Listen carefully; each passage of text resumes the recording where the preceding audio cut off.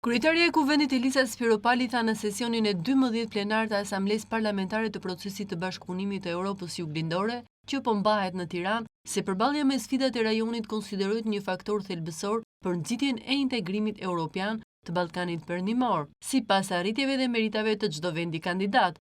Ajo tha se Shqipëria po ecën me hapa të shpejtë drejt anëtarësimit, duke shpresuar në përmbushjen e objektivave strategjike në këtë proces. Objektivi ynë strategjik kombëtar për të mbyllur negociatat brenda vitit 2027 në Shqipëri dhe për t'u anëtarësuar brenda vitit 2030 ka gjetur mbështetjen e Parlamentit dhe Komisionit Evropian, si dhe po fiton mbështetje të gjerë nga vendet anëtare. Ndërkohë ne synojmë të hapim të gjithë kapitujt e negociatave brenda vitit 2025. Unë kam besim në mbështetjen e fuqishme të këtij plani edhe nga shtetet anëtare të procesit të bashkëpunimit të Europës Juglindore, Bullgaria, Greqia, Rumania, Kroacia dhe Slovenia.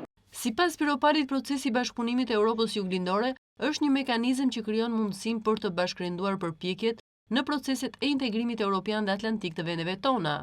Mbështetja nga vendet e Europës Juglindore e këtij procesi të Ballkanit Perëndimor është më shumë se një akt solidariteti.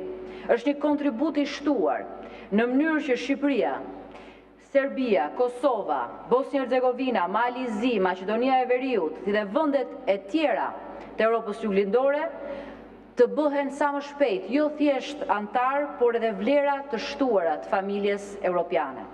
Antarësimi në Bashkimin Evropian i vendeve tona do të shërbejë si një burim për energjizimin e Evropës për ta bërë atë më të madhe, më të fortë, më koezive. Ajo tha se sfidë për vendet e rajonit mbetet lehtësimi i lëvizjes së njerëzve dhe mallrave përmes të gjitha formave të transportit. Po kështu projektet tona për lidhjen me linjë hekurudhore me Prishtinën janë një investim që ndihmon edhe konektivitetin me vendet e rajonit. Korridori 8 do të jetë gjithashtu një kontribut madhor, jo vetëm për lidhjen, por edhe për zhvillimin, sigurinë dhe integrimin e vendeve tona. Spiropali tha gjithashtu se të gjitha nismat dhe platformat e përbashkëta duhen shfrytëzuar si mundësi për të nxitur bashkëpunimin ndërkufitar, lehtësimin e telekomunikimit, të lëvizjes së njerëzve, mallrave, si dhe për të ndërtuar infrastrukturën lidhëse kombëtare e rajonale, për ta bërë rajonin ton më të zhvilluar edhe më të sigurt.